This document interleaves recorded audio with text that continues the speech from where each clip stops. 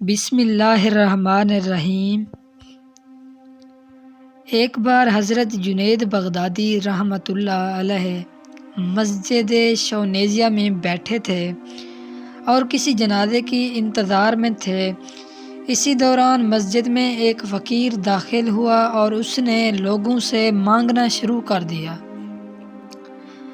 فقیر کا یہ حال دیکھ کر حضرت جنید بغدادی نے دل میں سوچا کہ کاش یہ شخص کسی ایک کے سامنے اپنی حاجت بیان کرتا تو اس طرح تمام لوگوں کے آگے ہاتھ نہ پھیلانا پڑتا۔ ابھی آپ یہ سوچ ہی رہے تھے کہ میدان میں ایک جنازہ لایا گیا۔ حضرت جنید بغدادی رحمۃ اللہ علیہ نے نماز جنازہ ادا کیا اور گھر تشریف لے آئے۔ پھر جب آپ رات کو سوئے تو ایک عجیب منظر دیکھا۔ حضرت جنید بغدادی رحمۃ اللہ ایک کمرے میں بیٹھے ہیں، اچانک ایک گوشے سے کچھ لوگ آئے، وہ ایک لاش کو اٹھائے ہوئے تھے۔ پھر وہ لاش حضرت جنید بغدادی کے سامنے رکھ دی گئی۔ آپ بڑی حیرت اور خاموشی سے اجنبی انسانوں کا یہ عمل دیکھ رہے تھے۔ اجنبی لوگوں نے آپ کو مخاطب کرتے ہوئے کہا، اے جنید، اس لاش کا گوشت کھاؤ۔ حضرت جنید بغدادی رحمۃ اللہ نے ناخوشگوار لہجے میں جواب دیا، میں مردہ خور نہیں ہوں، پھر اس مردے کا گوشت کس طرح کھاؤں؟ ان لوگوں نے کہا کہ کل جس طرح مسجد میں بیٹھ کر کھایا تھا اسی طرح کھاؤ۔ یہ کہہ کر وہ اجنبی لوگ چلے گئے، مگر لاش وہیں پڑی رہی۔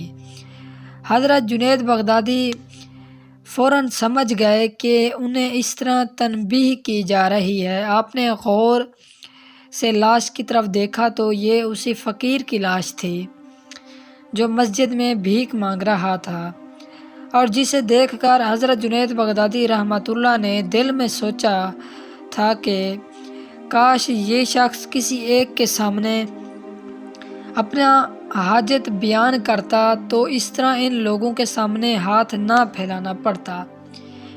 یہ ایک قسم کی غیبت تھی، اور غیبت کے بارے میں حق تعالیٰ کا ارشاد ہے کہ جس نے کسی انسان کی غیبت کی گویا اس نے اپنے مردہ بھائی کا گوشت کھایا۔ اجنبی لوگوں نے اسی طرف اشارہ کیا تھا۔ حضرت جنید بغدادی نے خود کلامی کے انداز میں کہا، یہ تو غیبت کی سزا ہے۔ بے شک اس فقیر کی طرف سے میرے دل میں برا خیال گزرا تھا، مگر میرے دل کی بات زبان پر نہیں آئی تھی۔ فوراً ہی ایک صدائے غیب سنائی دی، اے جنید، تم جس مرتبے کے انسان ہو اس کے دل میں اس قسم کا خیال گزرنا بھی ویسا گناہ ہے جیسا کہ کسی دوسرے انسان سے عملی طور پر سرزد ہو جائے۔ یہ سن کر حضرت جنید بغدادی رحمۃ اللہ پر رقت طاری ہو گئی اور آپ نے نہایت عاجزی کے ساتھ توبہ کی، اے اللہ، میں نے اپنے نفس پر بڑا ظلم کیا ہے۔ اگر تو نے مجھے معاف نہیں کیا اور میرے حال پر رحم نہیں کیا تو میں خسارہ پانے والوں میں شامل ہو جاؤں گا۔